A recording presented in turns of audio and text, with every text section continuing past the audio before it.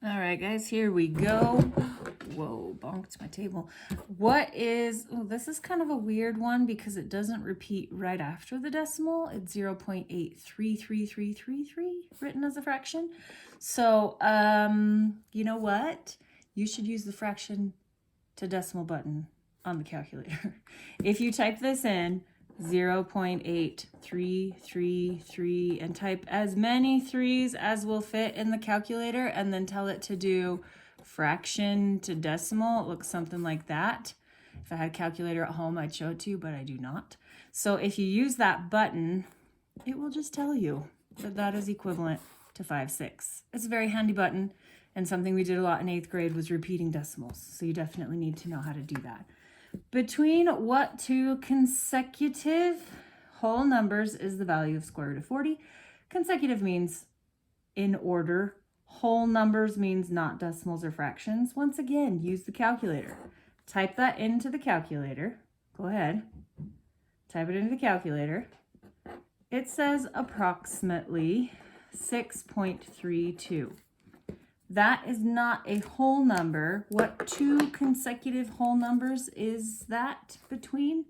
6 and 7. This decimal is between 6 and 7. Make sure you're writing all this down. Okay, this is kind of a crazy question. An inequality is shown where b is an integer. Integer means a number that would be shown on the number line, positives and negatives. Once again, no decimals, no fractions. If they have the square root of b, we are going to do the opposite of square rooting, which is squaring. And what are we going to square? Absolutely everything. So we are going to do 4.5 squared. Again, you can let your calculator do it. Go and type it in. 4.5 squared is 20.25. And what happens when you square something that is square rooted? Well, that was the whole point, is it drops it off. It's an inverse. Okay. And squaring this one, 4.9 squared is 24.01. Sorry if I say some weird words or my words don't come out quite right. I'm trying to get through this without coughing. So what it said is b is an integer. Neither of those are integers.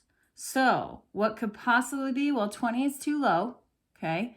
So I could have 21 or 22 or 23 or 24. Any of those answers. So if this were a question on your RISE test, you would just need to type in one of those numbers. Because this means this is less than b is less than this. Really what this means is b is in between these two. It's something called a compound inequality, which you'll do a lot more of in 9th grade. But any one of those answers is correct because it's all the integers between those two decimals, but I had to square it to find it. Hey, look at this.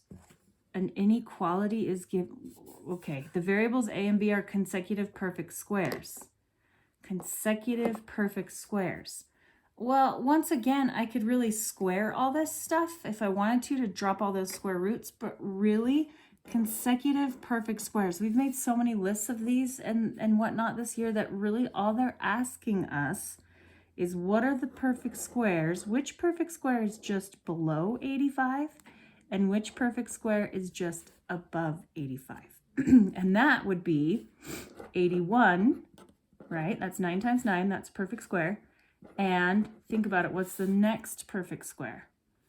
9 times 9, so the next one would be 10 times 10, which is 100. So this is just dialing up the math language here, the math vocabulary, but this is really just asking which two perfect squares is 85 between. And that would be 81 and 100.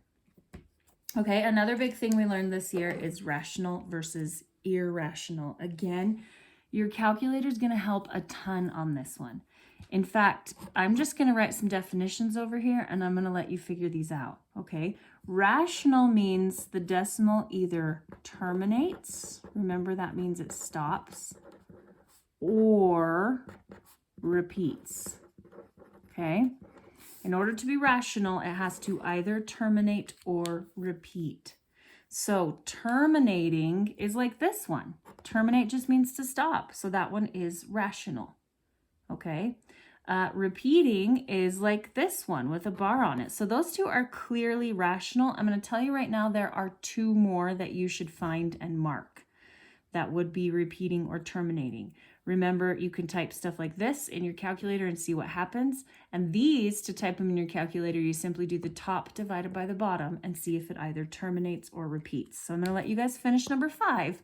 But once again, there's two more that you need to find on that one. So pause the video and find two more.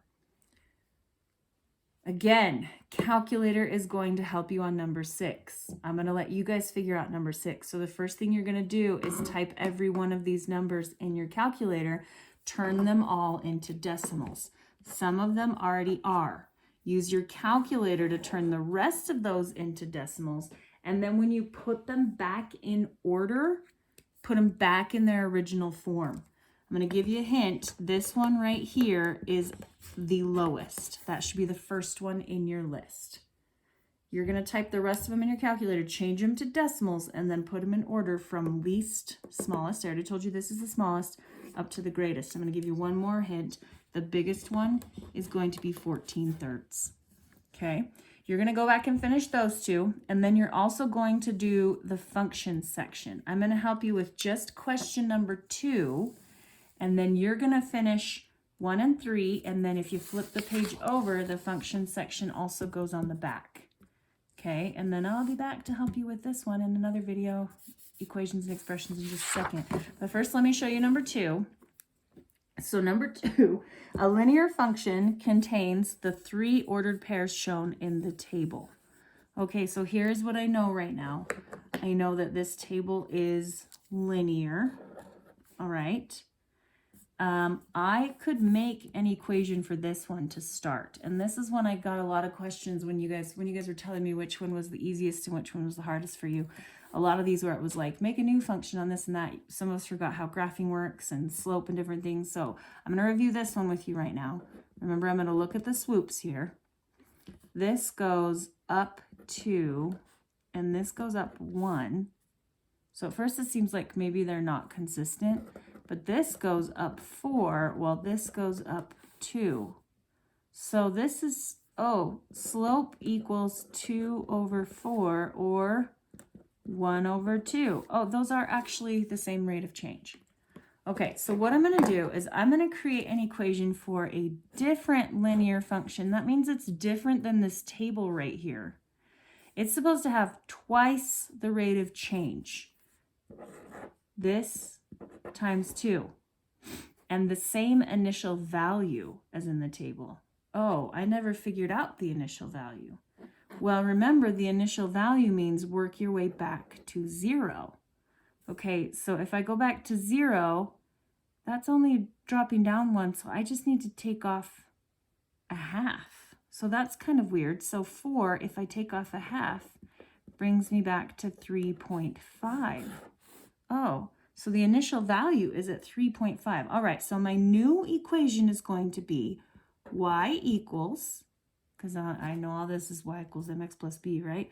Y equals twice the rate of change. 1/2 times 2 is 1. You know what? I don't need to write 1x. I can just write x. And then the same initial value. This equation fits that description. All right. Make sure you finish up 5 and 6. And then finish the function section, and then keep looking in Canvas and see what you need to do next.